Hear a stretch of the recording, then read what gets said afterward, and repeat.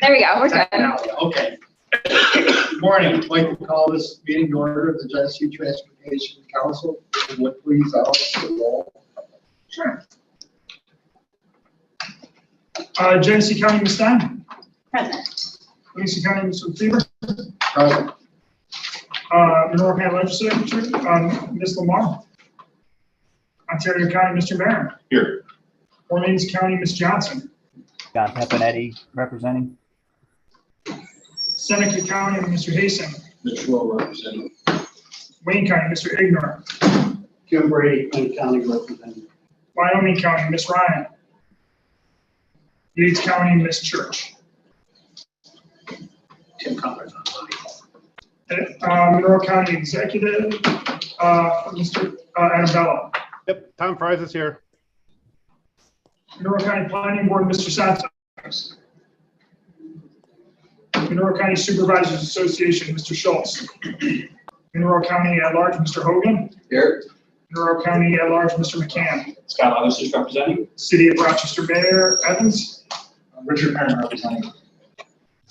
Rochester City Council President Melendez. Rochester City Planning Commission, Mr. Watson. City of Rochester at large, Mr. Frisch. Present. Genesee Finger Lakes Regional Planning Council, Mr. Cutler. Online. That's it, sir. Rochester Genesee Regional Transportation Authority, Mr. Jeffries. Bill Carpenter representing. Empire State Development Corporation, Ms. Knight. Steve Golding representing. New York State DEC, Mr. Sagos. Tim Walsh representing. New York State DOT, Ms. Dominguez. Joel Kleinberg representing. New York State Thruway Authority, Mr. Driscoll. John Carrington representing. Federal Aviation Administration, Ms. Martinez. Federal Highway Administration, Mr. Marquis. Federal Transit Administration, Mr. Goodman. Mr. Chairman, we have a quorum. Thank you, Alex. Morning, everybody. What are you gonna do? You just got on I'll open it up this time to the public. If there's anyone in the public online that would like to address the council, I'll give them that opportunity at this time. Staff is indicating nobody's up and coming. Thank you very much. We'll move on to the approval of the minutes of our last quarterly meeting. I'd ask for a motion in a second, please. So moved. We have a motion and a second for this time. Hearing none, all those in favor? Aye. None, that's carried. Move into communications and announcements. Jen, please. All right, thank you, Mr. Chairman. Phil Ignor has been elected chairman of the Wayne County Board of Supervisors. He's now a member of GTC. And Richard Sutherland has been appointed as the executive director of the Genesee Finger Lakes Regional Planning Council and has been designated as an alternate to GTC. And that's the announcement. Thank you. Move into reports and action on old business. Scott, if you would please, planning committee report. Sure thing. Good morning, everyone. The planning committee met on May 12th and June 16th and recommends that the GTC board accept reports as evidence of completion of 5 unified planning work program tasks. They are the Bay Industrial Park Traffic Optimization Study, Grant Configuration Study, Regional Fleet Electrification Study, Genesee Finger Lakes Scenario Tool, and the Village of Perry Transportation Safety and Access Study. Also adopt Title VI Non-Discrimination Implementation Plan, amend the GTC bylaws, amend the fiscal year 2022-2023 Unified Planning Work Program to reflect the contribution of the actual fiscal year 2021-2022 rollover amounts, and amend the fiscal year 2020-2024 Transportation Improvement Program as requested by the City of Batavia, Ontario County, RGRTA, and the New York State Department of Transportation. Additionally, the planning committee took the following tasks. We approved scopes of work for 6 UPWP tasks. They were the City of Rochester Downtown Sign Assessment, the Canal Ponds Business Park Connectivity Study, the Lakeview Corridor Strategic Plan, the Rural On-Demand Transit Study, the Arcade Multi-Use Trail Study, and the Village of Warsaw Active Transportation Plan. We also approved 5 administrative modifications to the federal fiscal year 2020-2024 Transportation Improvement Program as requested by the City of Rochester, Wayne County, Wyoming County, and New York State Department of Transportation. And they are increasing the cost, total cost of the Farmington Road Bridge, increasing the total cost of the Pontiac Route 30 Rehabilitation Project in Wyoming County. The first one is in Wayne County. Increasing the total cost of Route 33A over Erie Canal Bridge Replacement Project for New York State DOT. Deferring a phase of the Genesee Street Reconstruction Project for the City of Rochester, and increasing the federal share of the I-490 over Genesee River Bridge Rehabilitation Project for New York State Department of Transportation. That concludes the planning committee report. Thank you, Scott. Jim, if you would please, and GTC staff report. Yeah, so starting with some good news, on June 16th, the Federal Transit Administration announced awards under the Innovative Coordinated Access and Mobility Program, ICAM program, and they awarded $240,000 to Lifespan of Greater Rochester to support the one-click regional mobility management project. The project will expand the capabilities of one-click portal for the region. Lifespan is already working with Monroe County and Ontario County on a project similar to what Livingston County had implemented a few years ago. This grant will allow Lifespan to expand the platform to additional counties and hire the regional mobility manager. Initially, the regional mobility manager will be tasked with getting this system up and online more than the traditional ride matching function that a mobility manager would have. But it would also fund the exploring technology that would create the ability to link future scheduling and booking systems, allow for online paying, and once somebody books a ride, they can pay through the service, simplifying things for the user. And like I said, it builds on a grant that Lifespan got under the FTA Section 5310, which is a program that serves transportation needs for elderly and people with disabilities. So it's a good addition to their program. Also on June 23rd, Governor Hochul announced funding awards under the Transportation Alternatives Program, or the TAP, and the Congestion Mitigation Air Quality Program, or CMIP.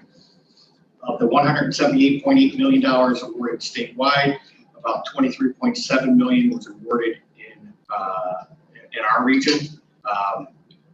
Now, if you can go back to that for a moment. So these range from bicycle and pedestrian projects that improve safe routes to school, support non-motorized transportation trips, to projects that improve comfort for bus customers with shelter, seating, and zero emission propulsion. All of these projects are consistent with and advance our long-range transportation plan. And as this graphic shows up here, majority of the projects were directly supported by planning studies we did at GTC. So another example of planning efforts leading to implementation.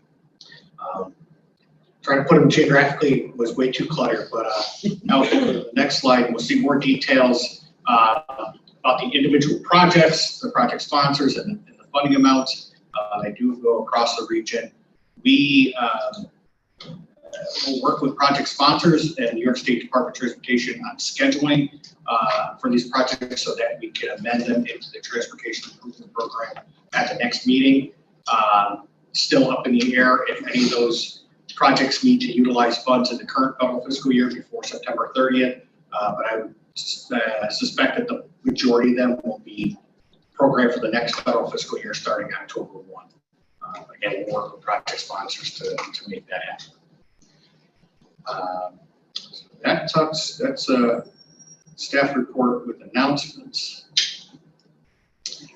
Thank you. One just some old business, federal legislative and funding update.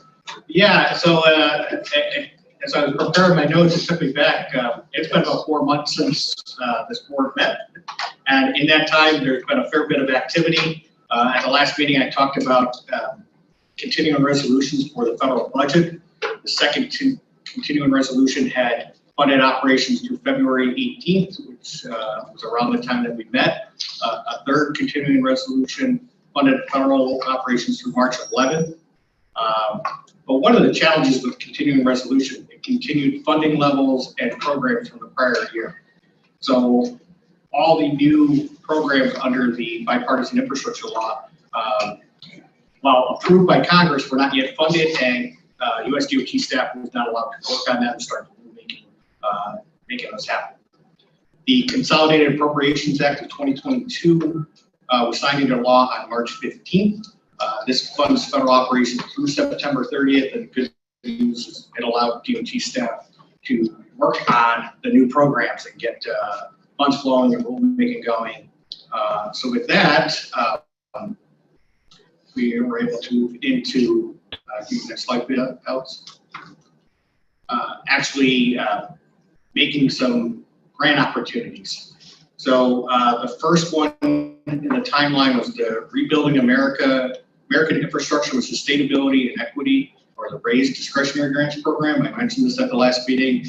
This had previously been called BUILD under the Trump administration and TIGER under the Obama administration. And these were, this is the program that funded the Interloop East project in the city, as well as the Amtrak Station Revitalization project.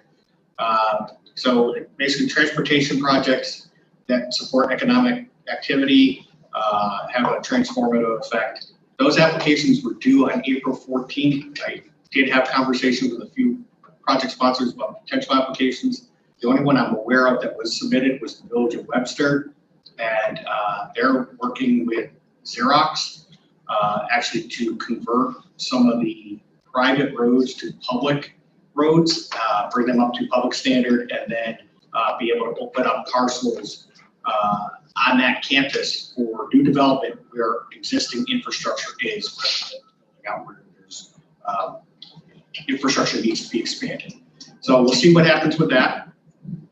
The project has got a lot of local support and has already had some initial grants from the state to look at efforts. So now it's a matter of trying to implement it. The Safe Streets and Roads for All is a new program under the BIL.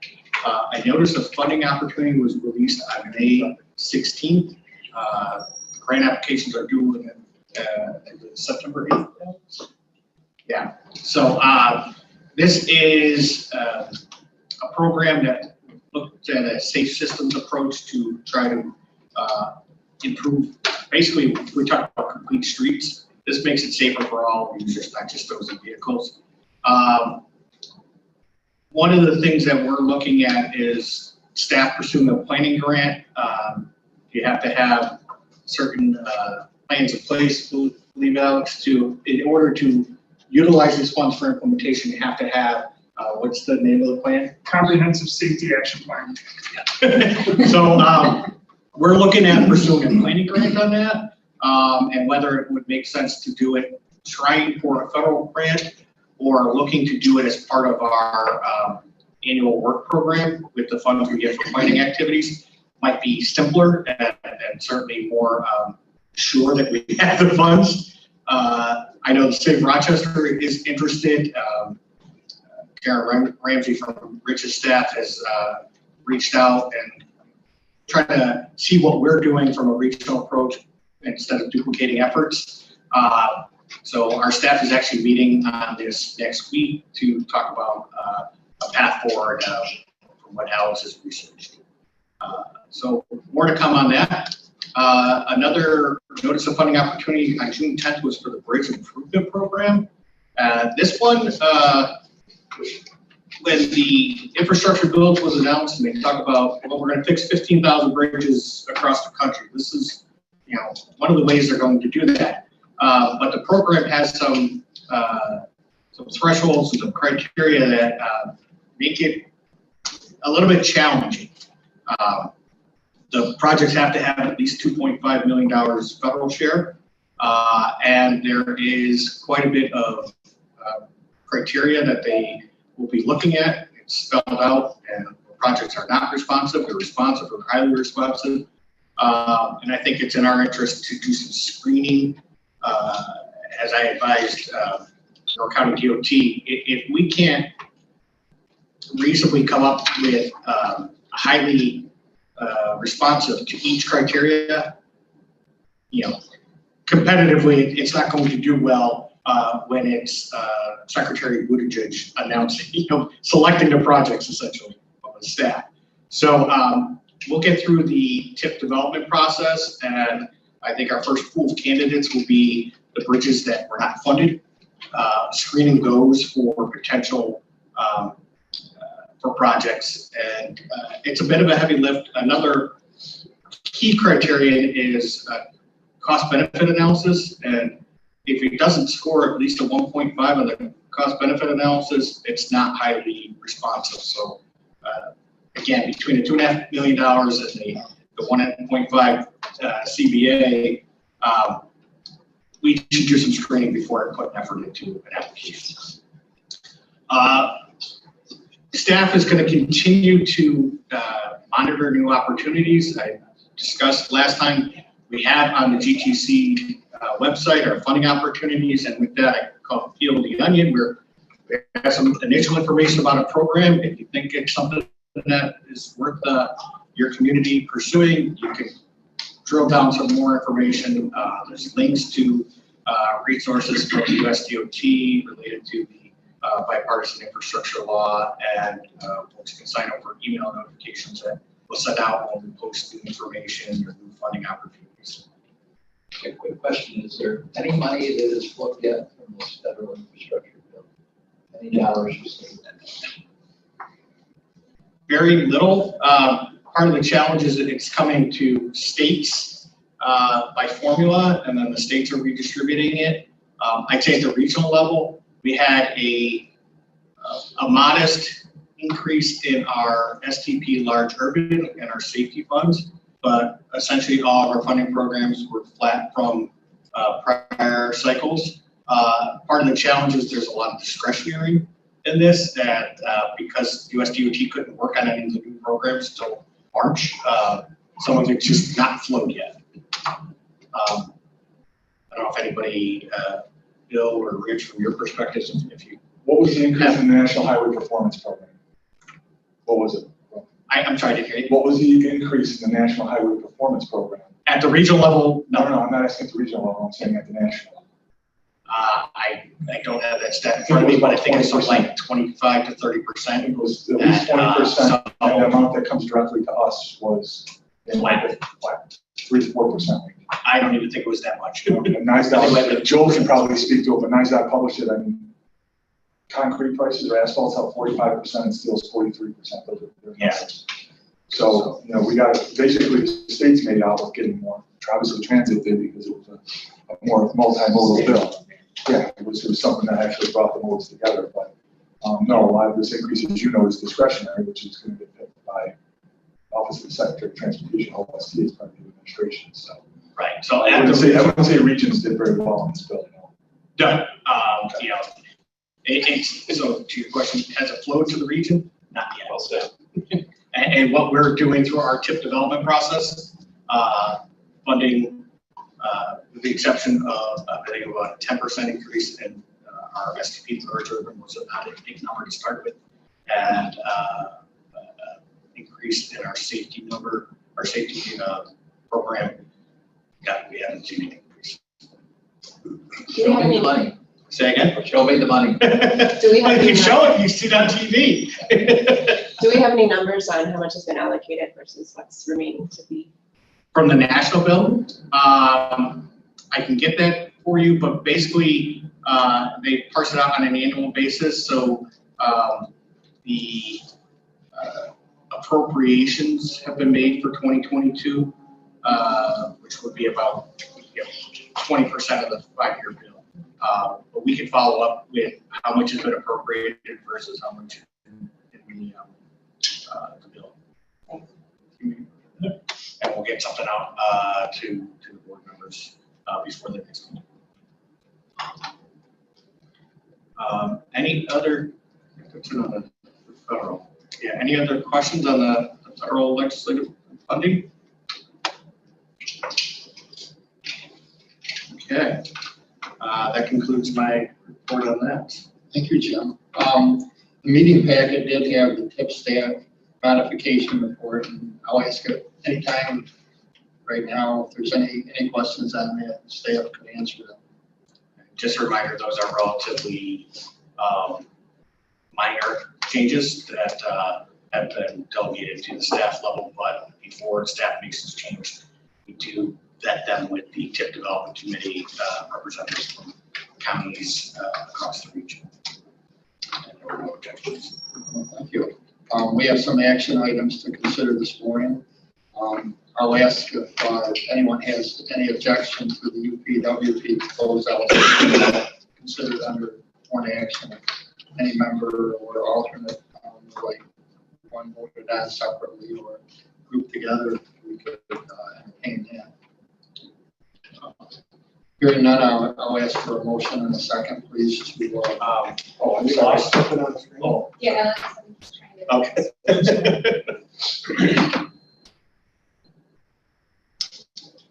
Sorry about that. All set? So, Good. We'll have a motion in a second to consider the UPW tasks. Closeouts. offer first. 1 second. Thank you. All those in favor will have provided.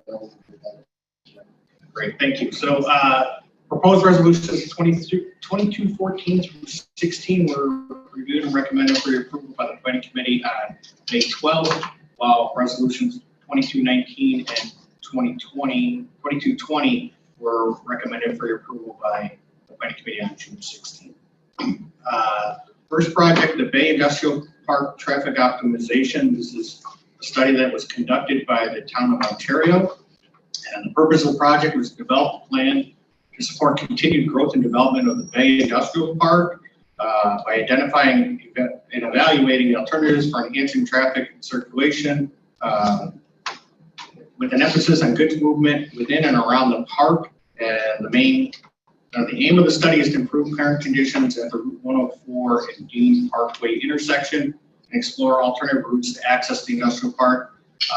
This is out on Route 104 and probably most known for the wind turbines outside of Harbeck Plastic and the Intergrove tomato greenhouses. I think they're up to about 1 million square feet of greenhouse. So yeah, it's nice to go to your local market and have tomatoes grown right here in our region. A series of improvements to Route 104 and Dean Parkway were proposed and analyzed that intersection, and as part of an upcoming capital project along Route 104, NISDOT is planning to install pedestrian signals, crosswalks, and sidewalk pads in that intersection, as well as a new traffic signal that includes mast arms and high visibility backplates along all 5 of the intersections that were reviewed as part of the report. So it's not just Dean Parkway, but along the corridor. And also, NISDOT will be lengthening the eastbound left turn lane into Dean Parkway. So already some recommendations being implemented. The study did identify a new access road along County Line Road. Homeowners along County Line Road were notified of opportunities to give their input and comment on the alternative.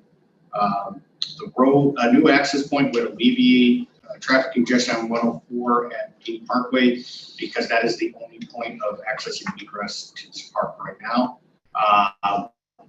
But putting in a second access point would also open up some development opportunities on the west side, western portion of the industrial park. But this road does require more analysis before it can be implemented. So not a firm project yet. The next project is the ramp reconfiguration study.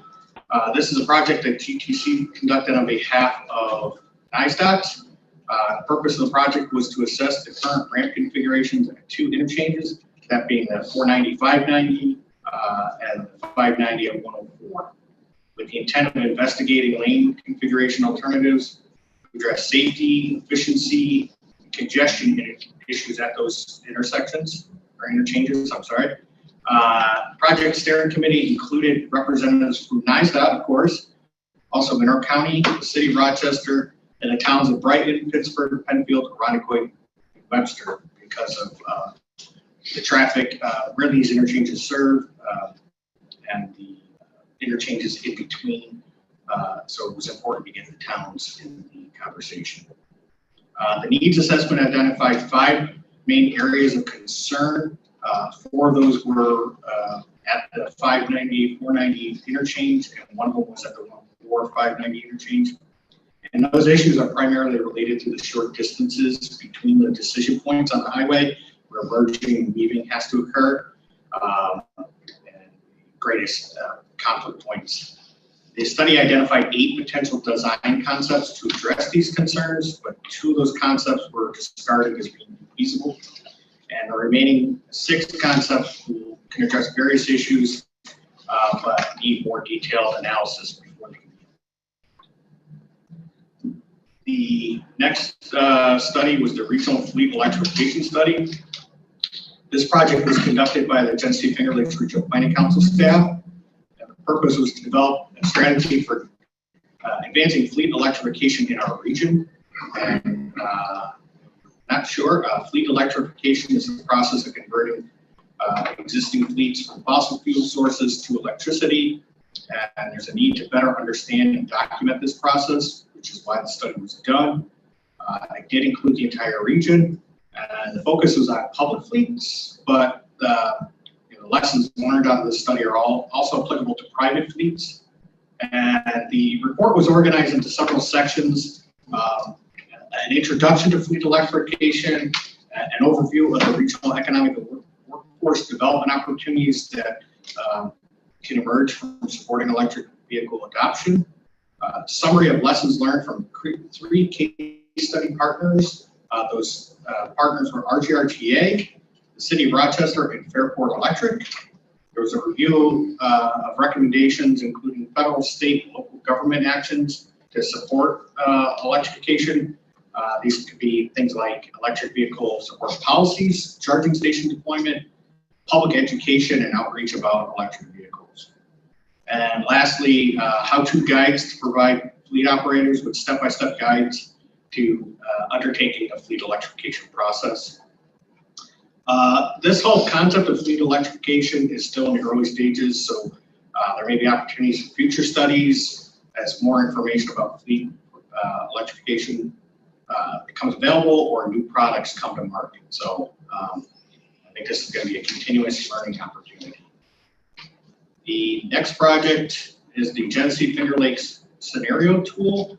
This is an effort undertaken by GTC staff, and the purpose was to deploy a scenario planning tool to support our own staff planning activities, excuse me, and support member agency projects relating to transportation and land use.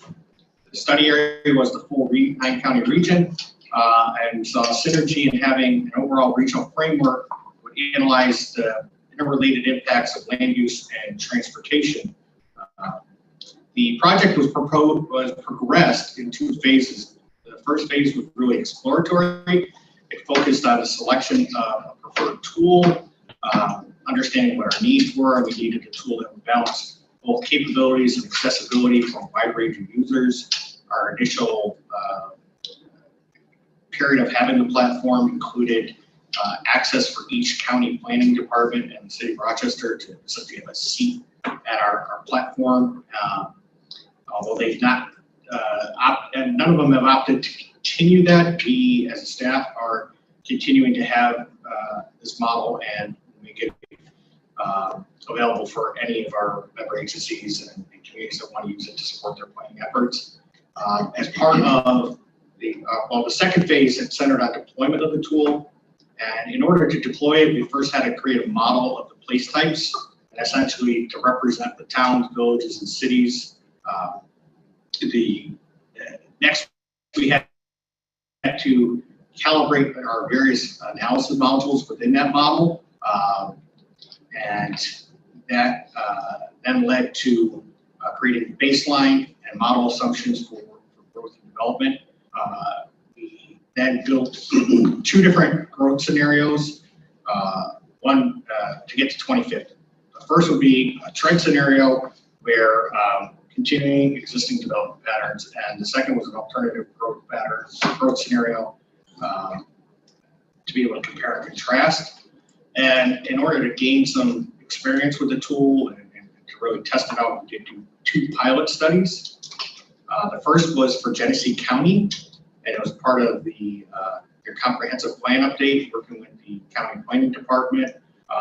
And one of the things we helped them do is assess the impacts of maintaining their existing smart growth zones through 2050 versus not following those growth zones and going to more open development.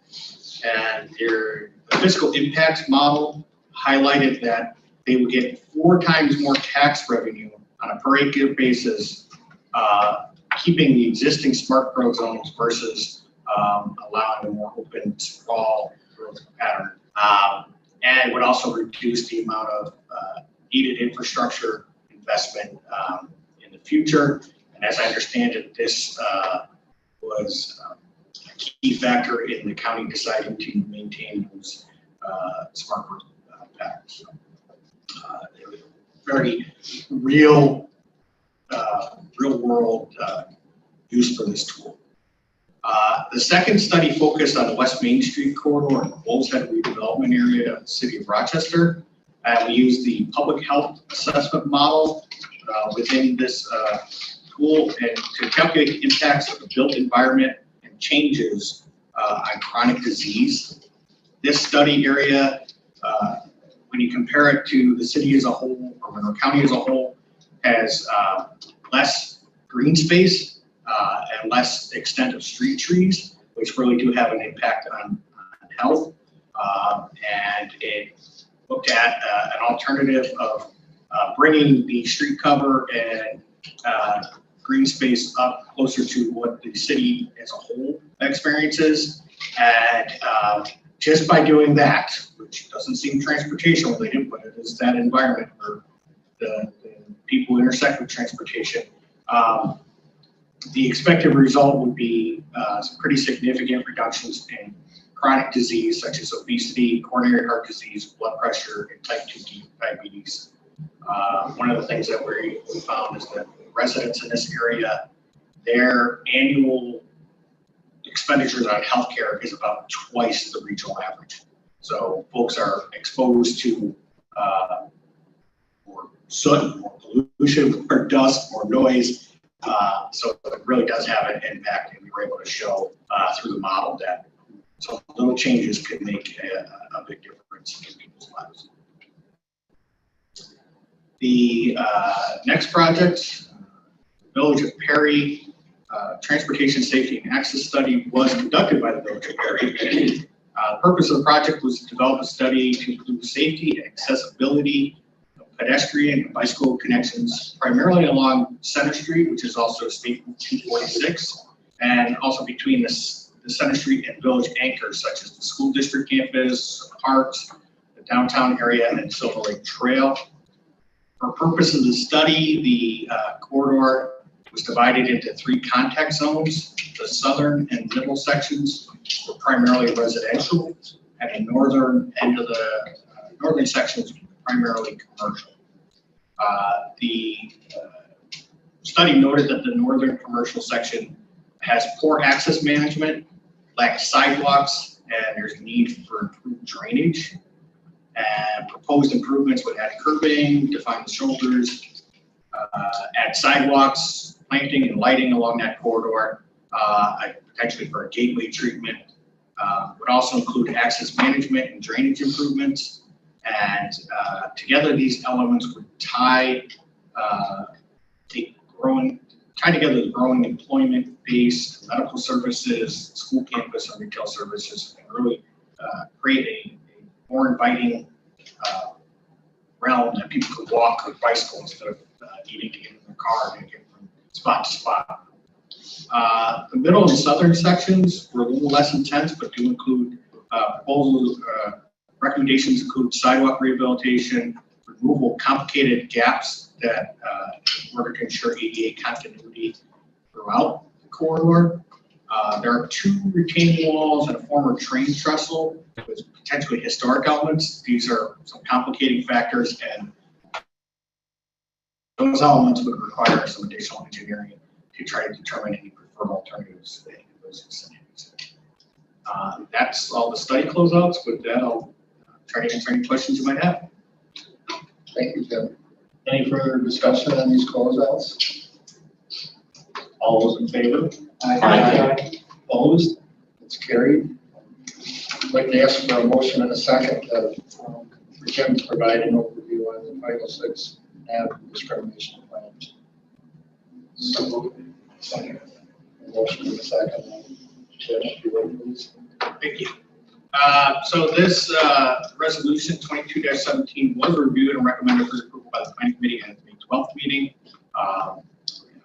Development of the plan was conducted by GTC staff, and the purpose is to document policies and expectations to ensure continuous compliance with Title VI of the Civil Rights Act of 1964 and other additional non-discrimination authorities and executive orders. Since GTC is the subrecipient of federal metropolitan planning funds from both the Federal Highway Administration and Federal Transit Administration, we are required to comply with Title VI, which prohibits discrimination based upon race, color, or national origin.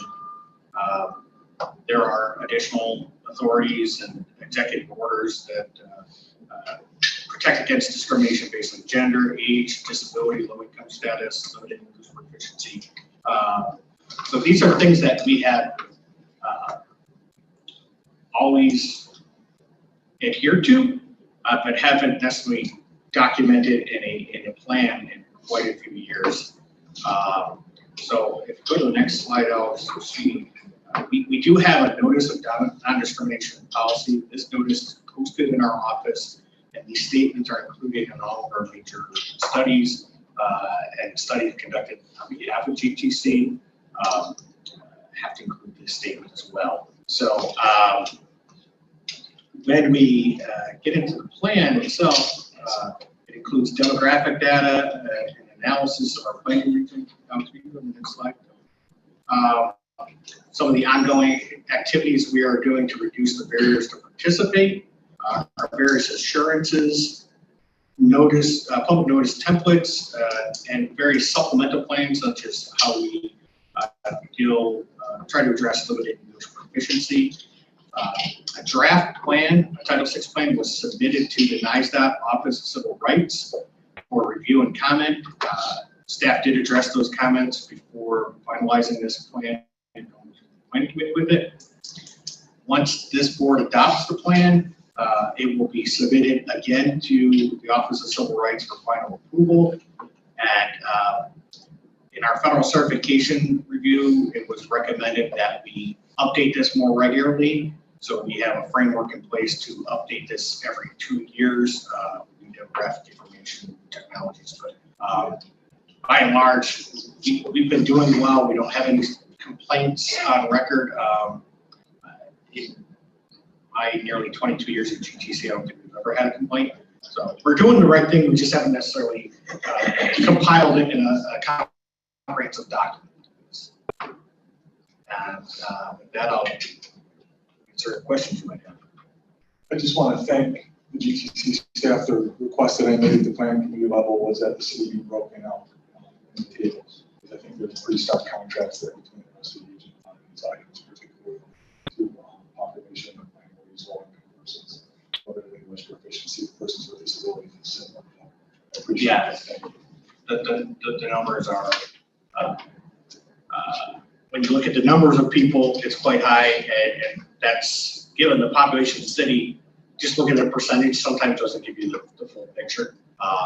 But as you can see on this table, almost see. Monroe County is, we have a countywide figure and then basically a sub-figure for City of Rochester. The countywide figure does include the City of Rochester. Take that out, we want to break out in response to the request from the city. But here's, and we do this for all the demographics. Thank you. Any further discussion? All those in favor of adopting this plan? Aye. Opposed? None carried. I'd like to ask for a motion in a second for Jim to provide an overview for some changes to the GTC bylaws. Second. Second. Would please, Jim? Okay, just by way of background, our bylaws currently requires the GTC board to adhere to the New York State Open Meetings Law. During the COVID emergency, we did demonstrate an ability to conduct business in an open manner using technology that doesn't require meeting participants and observers to be physically in the same room. And this had been permitted under emergency waivers from Governor Cuomo and Governor Hochul.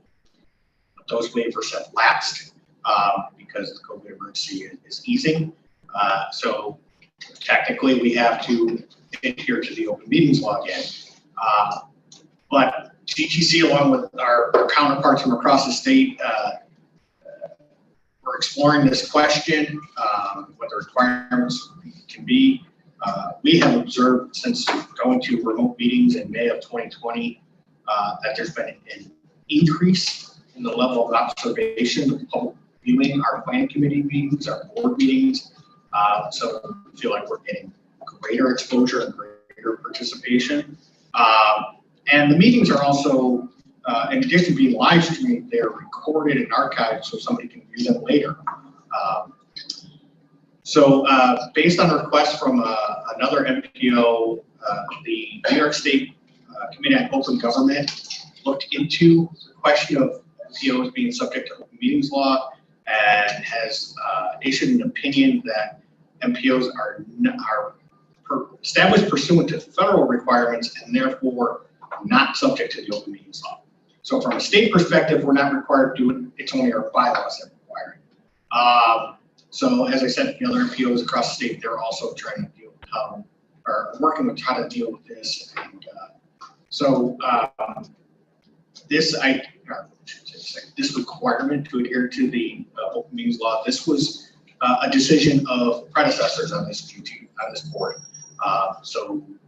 As I said, it's in the bylaws, you have the ability to change that.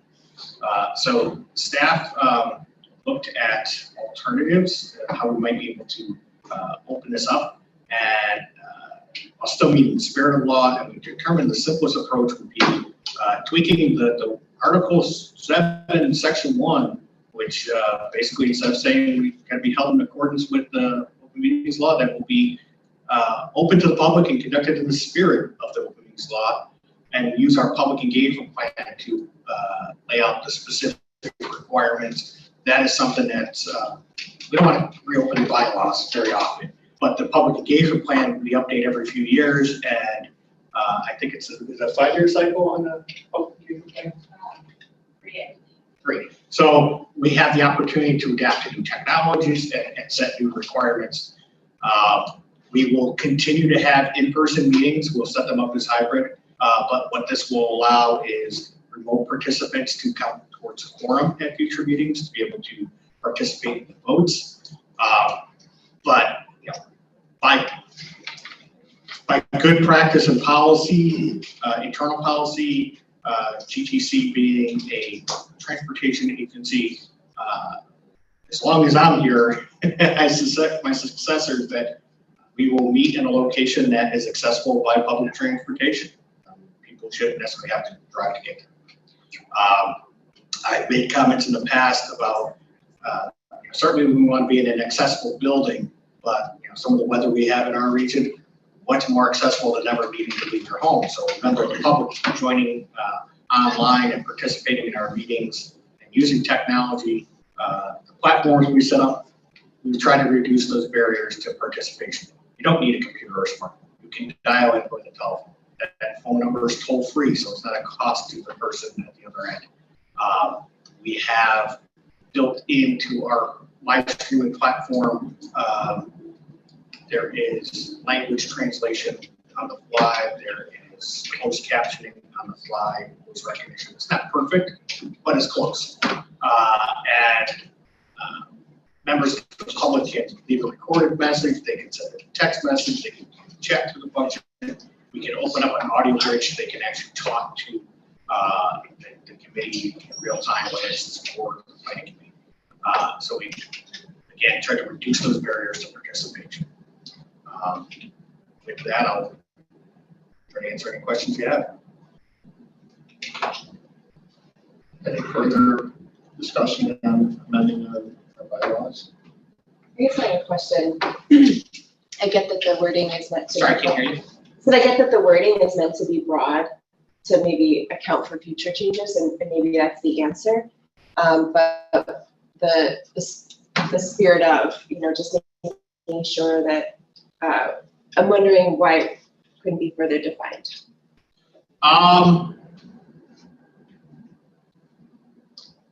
I think we we're trying to convey that we don't want to look like we're ducking the open meetings law requirement. We still want to meet the intention, and maybe intention is better than spirit. But the whole idea is we still want to be open to the public. We still want to, in essence, meet all the requirements we have to meet. But the biggest restriction for us was meeting in person. As noted today, there was an emphasis.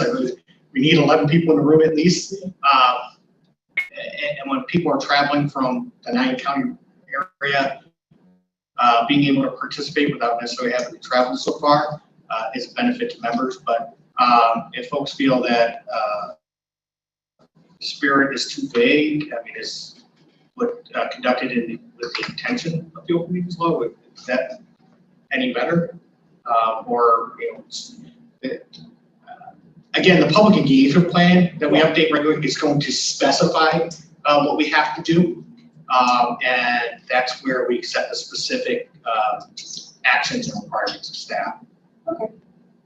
Yeah, it just is someone that is trying to get our 15 commissioners in person now, rather than virtual. We had very productive virtual meetings. We've got folks coming from Warsaw, Geneseo, Albion, Lyons, winter weather. We will lose their ability to participate now that the executive orders are done. I have a number of commissioners who found it to be much easier to be active members to a virtual platform than needed to be in person.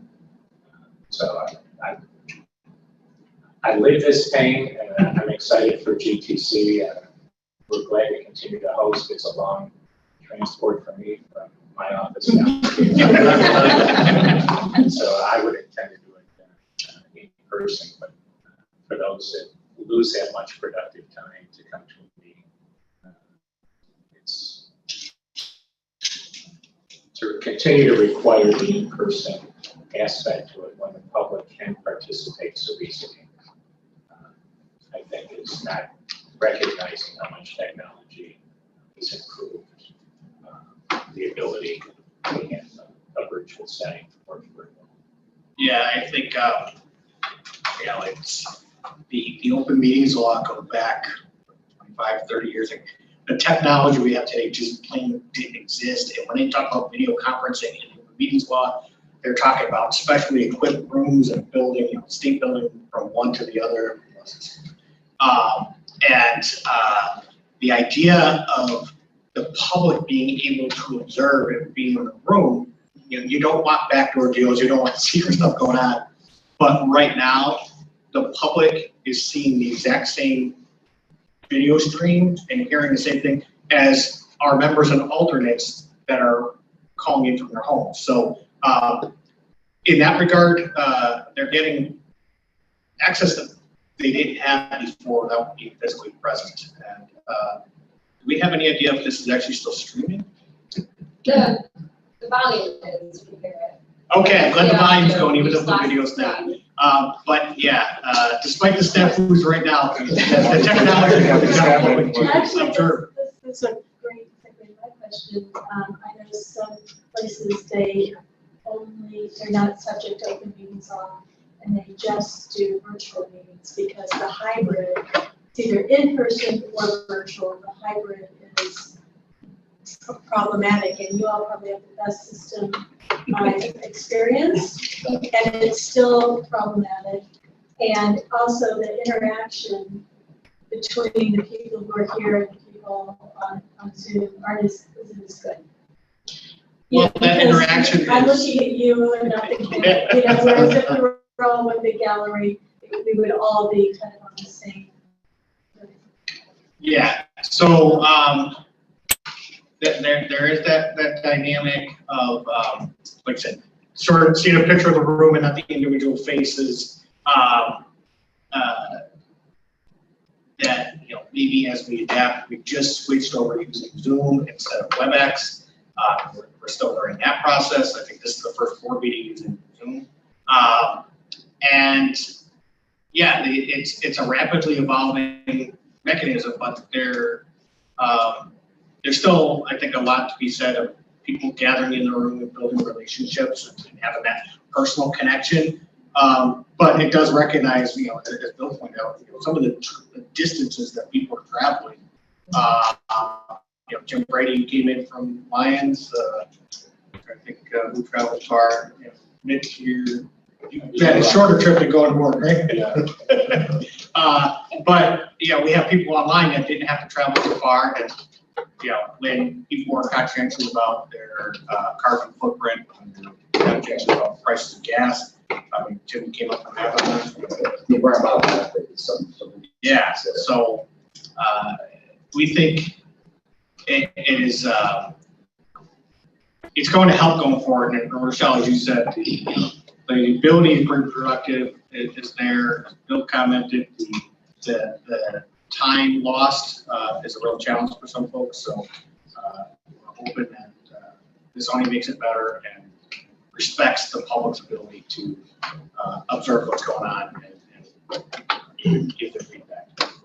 I totally agree. You know, I think on council, we've been struggling with this as well to continue to have the public engagement that we were getting and have hybrid. You guys are way ahead of us. My question is more like, why not include the specific language around, you know, the technology? Was it just to have it be able to be more flexible in the future? Should we need, you know, to further? Yeah, exactly. So the bylaws say, hey, you got to do this, but the public engagement plan is going to specify, you know, are we using video capabilities, maybe something different. I think back to years, gosh, 20 years ago, when I was looking at all of our public engagement plan, and there was something that said, oh, we'll broadcast all the meetings on public access television. It was written in the plan, but nobody took the effort to make that happen. So the idea of being careful of what you specify where, and like I said, the bylaws, we don't want to be reopening the bylaws very often. So the bylaws are going to reference this public engagement plan, which can be adapted, which gets vetted through the planning committee and ultimately adopted by the board, which is more, it's easier to adapt to technology changes. So we want to set the framework and use some flexibility of how to get it done, because you know, if this happens again, we might be having to switch up our technology again.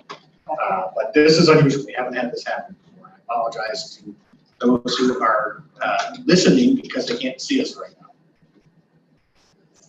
Thanks, Jim. Is there any further discussion? All those in favor of amending the bylaws? Aye. Opposed? That's carried. Next, I look for a motion in a second for Jim to provide an overview on the unified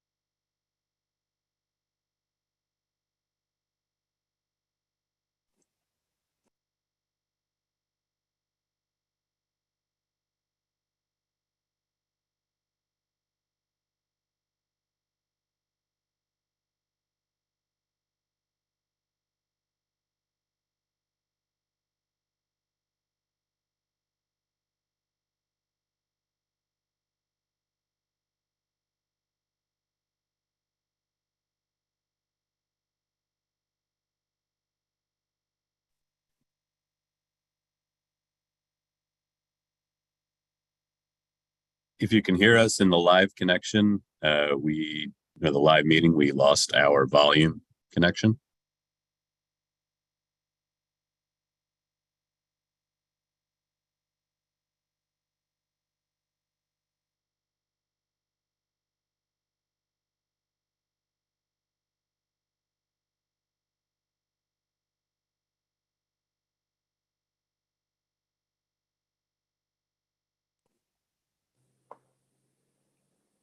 Yeah, Eric, I just text Jack Marin in the room, see if they knew that.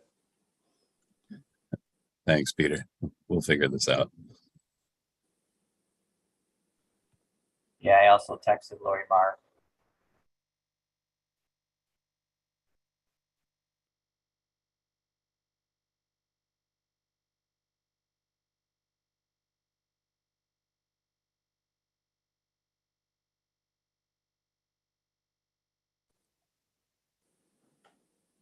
Yeah, Jack says they're trying to work on it.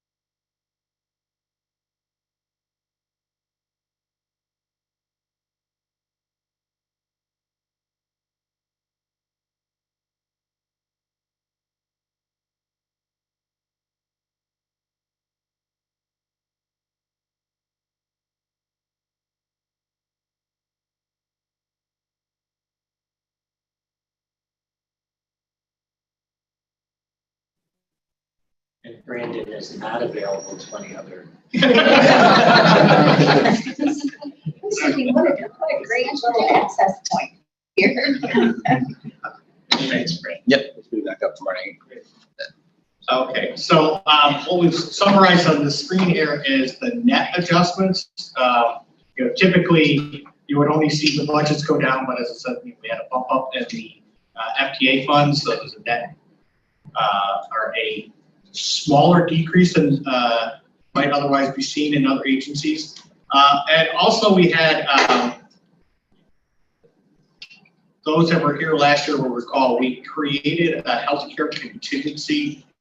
The way our healthcare is set up with certain portions self-funded, we had run into situations in the past where some employees have been hit with some significant, or I should say, employees and their families had significant healthcare needs, and it created an impact to our health insurance expenditures. We created that contingency so that in the future, if there's anything extraordinary, for example, an intensive care stay and emergency surgery, which is something that an employee's family had experienced, we set aside savings from last year in the amount of $100,000 to have in case something happened. Thankfully, come March 31st, nothing happened, so that those funds become freed up to be able to utilize on other projects. $80,000 of our highway administration planning funds and $20,000 of federal transit administration funds. Staff has, over the past year, we've identified an emerging need to look at pedestrian facilities, update our pedestrian facilities inventory, but we want to take advantage of some of the technologies out there, devices that you can go out in the field and do data collection, using things like Google Earth and Google Maps to identify where you might look. So we approached the UPWP Development Committee to create an effort within our bicycle and pedestrian transportation program to update our bicycle or our pedestrian facilities inventory. We've reached out. The City of Rochester has, is a willing participant to be a pilot. We want to use the first year to acquire equipment and develop our processes to be able to make that happen. We've had some interesting exchanges with students from the University of Rochester who developed different apps and things. There might be an opportunity to partner up with folks at U of R, make it a continuous project that would engage the students with the community. I had a request from Lions this morning, like, hey, you guys, can you look at sidewalk conditions? So that could be potentially a second pilot community where our city neighborhoods, our rural village and sidewalks in the surrounding town, that environment. But we'd like to use $25,000 the first year to start that program and $25,000 per year off the top, based primarily funding interns from that point forward to do the annual data collection efforts and share that information with municipalities, understanding what is the condition of their pedestrian facilities, where they have crosswalks and ADA ramps, and what the conditions where you have a sidewalk that's got a lip that's a tripping hazard, where a sidewalk's too narrow, things so that facility owners have the information and they can use that data to whatever way they want. We did have, when the idea was proposed, State DOT had raised a question like, oh, do we have to worry about liability? So we did reach out to our counterparts across the state. We have other MPOs are collecting this data, and basically the way it's looked at, it's a data collection effort, and the facility owners can choose to use it or not. So it's not a liability concern. And again, the PWP Development Committee concurred with using $25,000 of that, $100,000 that was free. Up, the remainder would be part of the revenue for the next call for projects that is coming out in September. Any questions about the budget change? Thanks, Jim. There's no other further discussion. All those in support of amending the fiscal year 22-23 unified plan program? Aye. Aye. Any opposed? Carried. Next, we have some amendments to consider. Propose that they be considered under single action. If anyone has any individual resolutions they'd like to be separated out or combining any resolutions, we could entertain any requests at this time. Hearing none, I look for a motion in a second, then we'll consider them all under one action. Motion second. Go ahead, please, Jim. Thank you. Proposed resolutions 22-22 through 22-38 were reviewed and recommended for your approval by the Planning Committee as June 16th meeting. The first project, the County Road 4, County Road 20 intersection, is an amendment requested by Ontario County. The cost increase reflects the latest engineering estimate, and the higher construction costs are being experienced across the board, as Rich mentioned, the inflation in steel, asphalt, everything else that's concrete. But additionally, when they got into the design, they realized there would be some more extensive earthwork than originally contemplated for the project. So that is the reason for the cost increase. The next project is, the City of Batavia Highway Preventive Maintenance Project. And this cost change reflects the low bid received for the project. So that's a firm number. The next project is the I-590 bridges over Route 31 and Allen's Creek. This is an amendment requested by NISDOT. And again, the cost increase reflects the latest engineer's estimate. And that estimate is affected by higher construction costs relative to prior years. Same situation for the Route 31 from Monroe County line to the hamlet of Macedon. Latest engineer's estimate is higher than what we had previously programmed. The I-390 over Erie Canal barrier and fascia replacement project. Again, latest estimate reflecting higher materials costs. The next one, deferring phases of Route 15A or East Henrietta Road from the thruway to 390.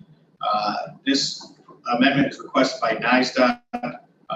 Within the project limits, they've identified some work that needs to be done on culverts, but they need some additional time to design that culvert work and require right-of-way to be able to work on those culverts. So Can you go back one slide, Jim? and again, revise the estimate to reflect higher costs. Yeah, but I have a question. It says increase the total cost from 1,586,700 to 1,023. The decrease? Oh, the previous project, I think. No, it's That, Alex, do you have, let me check the resolution. That is a mistake on the slide for sure. Thank you for catching that, Tom. Okay. So, Is it the same with the next one down? Oh, no, I'm sorry, never mind.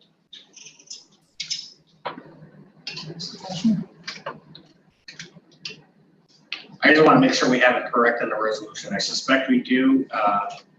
Just an error on the slide. But,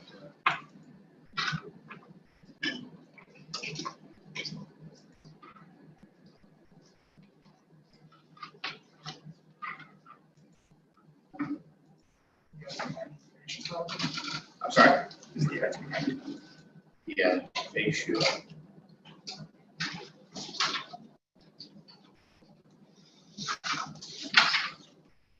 Can you switch back to the slide? See, on 391, the resolution says increase from 1,586,700 to 2,190. Okay. Oh, so you got two. Yeah, Tom, that the new amount should be approximately 2.1 million. The resolution has it correct. Thank you for getting to that first bridge. The slide is correct. Okay, thanks. And I appreciate you catching that. Go back to show the slide.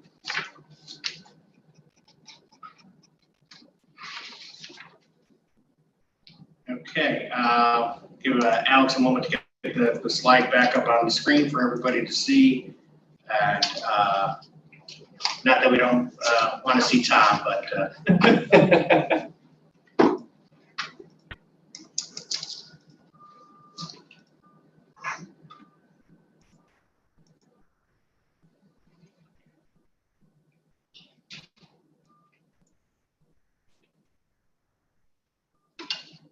okay. Next slide, Alex.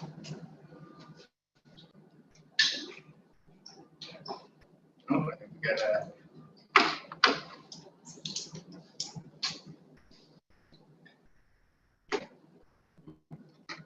I'm sorry, was it? All right, so now we're on to the Route 204, which is Brooks Avenue near the airport, from Route 33A to the Rochester City line. It's an amendment requested by NISDOT. For those familiar with the area, the Brooks Avenue dips down under the railroad overpass, and there is a specialized stormwater pumping system there, because obviously the water settles there. But due to the complexity of this, they required specific engineering expertise and more time to complete design, so they've asked to defer the construction phase. And the cost increase, again, is the latest engineer's estimate reflecting the higher cost of materials. One thing of note is there's a shift in the federal fund sources. A portion of this project, so it would be east of 390, is not on the national highway system and therefore not eligible for the National Highway Performance Program funds. But the TIP Development Committee recommended, and the planning committee concurred, that use STP large urban funds and a prorated share to cover that piece. So the project's still funded, fully funded. The I-490 preventive maintenance from Garnsey Road to I-90 project is another amendment request by NISDOT. They are requested to change the, delay the construction so that they can coordinate with the work zone operations of the I-490 over Erie Canal bridge replacement projects. The bridge replacements are already going to require lane closures and complex work zones, so they want to align the work zones for the two consecutive projects. The next group of projects are all related to public transportation. Each year, RGRTA has to develop a program of projects that has its own public review process and staff approval from the Federal Transit Administration. So essentially, you can think of this as rebalancing their program. The first project is increase in the cost of preventive maintenance. In reality, this more fully reflects the actual cost of preventive maintenance on vehicles, but it also utilizes FTA funds freed up by some changes to other projects that are taking advantage of accelerated capital funds from New York State. The next slide is the associated transit improvements. Again, amendment request by RGRTA. And what this is doing actually is maintaining RGRTA's commitment to use 1% of its FTA Section 5307 funds. These are funds for transit operations in large urban areas. In the past, it was a requirement they use 1% for customer amenities. That requirement is no longer there, but RGRTA has maintained that commitment to better serve their customers and the comfort of their customers. The increase is due to the full year budget appropriation, increasing the amount of Section 5307 funds coming to RGRTA. The next amendment would combine two existing replacement projects, bus replacement projects, and then reduces the overall quantity based on projected fleet replacement needs. Excuse me. The next project is to change the vehicle size from 60-foot buses to 40-foot buses based on, and change the quantity based on projected fleet replacement needs again. And the cost change reflects the current estimates for new buses. And I'm not certain, but Bill, do you know these electric buses, is that why their unit costs for the 40-footers so much higher? We want to have money to do the electric buses if they're okay. Yeah, so you'll see why does a 40-foot bus cost more than a 60-foot bus, and it has to do with electric buses being more expensive than diesel buses. The next project is increasing the total cost of the RTS Access Paratransit Facility amendment, again requested by RGRTA. The project is currently in the TIP just for the initial design site screening activities. RGRTA has identified a preferred site and they want to proceed with the project. This change adds funds to complete the design, acquire the site, and build the new facility. to design Oh, this only design. Okay, I'm sorry. and acquire the site. Not to And acquire line. Thank you for that clarification. Strike my notes about building the new facility. That's a future need. Increasing the next project, increasing the total cost to replace paratransit buses. Again, cost change reflects the latest unit cost for these vehicles. Now moving into adding some new projects to the mix with available funding. So on-demand vehicles, as I mentioned earlier, the on-demand service was introduced last year and has proven quite popular. And in these areas where fixed route buses pull back, RGRTA is seeking additional vehicles to expand the availability of that service. I think some areas like town of Greece, they can't meet the demand for vehicles they have available. So looking to increase those and potentially using those in other parts of the region. The next project, adding the garage design and environmental review project. This is a new project. It would fund the design and environmental review of a new bus garage that would be dedicated to zero emission buses. Right now, our GRT is equipped to store and recharge 20 electric buses in the existing garage.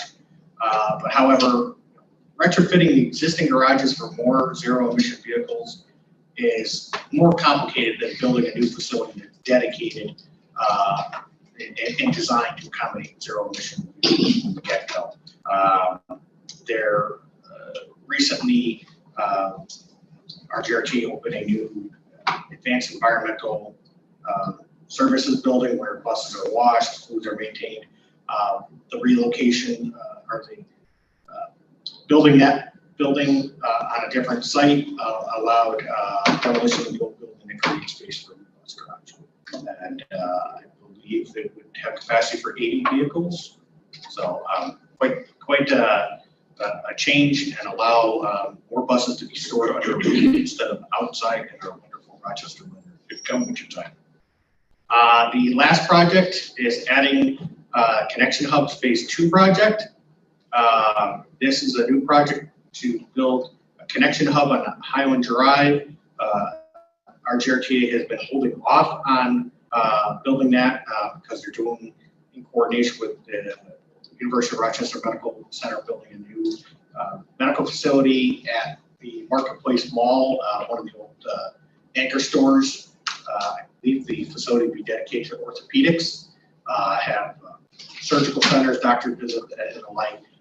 So now that that's progressed far enough along, the connection hub can be designed and construction to serve that facility better than down on Highland Avenue, or Highland Drive rather.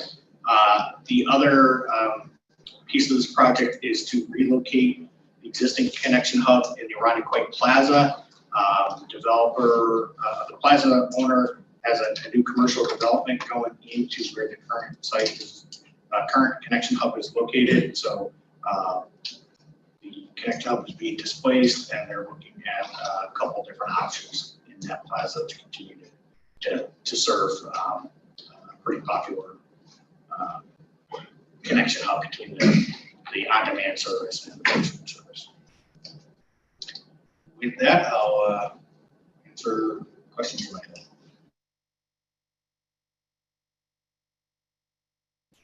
Jim, I know that typically, just as given that some of these, you know, obviously where you're designing and things like that, is there any thought being maybe given in the future to bring them into the boxes that we have? Because we do have scoping, preliminary engineering, detailed design, acquisition, incidentals, construction, inspection.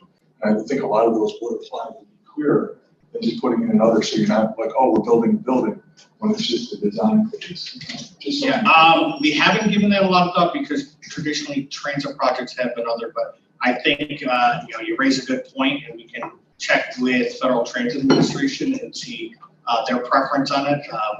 I think traditionally it's been under a single phase for their obligations and to work on the backside of the Federal Transit. As far as having checked with FTA, why don't we just leave it as it is? It's fine. Yeah. Okay. I like the idea. I just worry about the backside of it. They would do for information purposes. That's why we try to capture that in the descriptions. And I know FTA is particular about the descriptions. Even when you see the write-up for the ADA, the RTS access, it's a replacement facility. You know, there's terminology that they're pretty particular about. So, any other questions on TIP amendments? Sounds good. Hearing no other discussion on these TIP amendments, all those in favor? Aye. Opposed? It's carried. Is there any new business to be brought forward this morning? I don't have any new business. Looks like our next meeting is at this location, August 25th. Yes. Same. Or online. Online. But staff will be here, whoever is able to make it in person, we welcome that.